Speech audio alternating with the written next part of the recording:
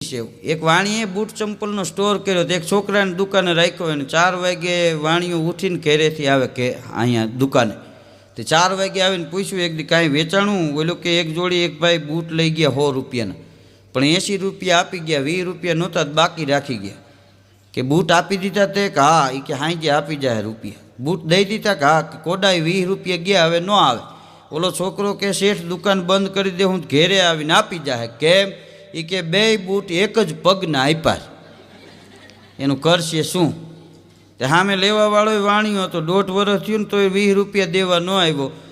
તે 1.5 વર્ષ એમ મળ્યો ને એટલે દુકાનવાળો વાણિયો બૂટ લઈ ગયો તે વાણિયાને કહેવાય રૂપિયા નથી જોતા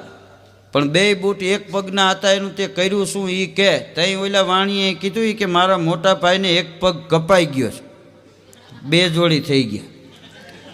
હમણાં સુધી એક પહેરતા હતા ને કાલે એક નવું પહેરવા કાઢ્યું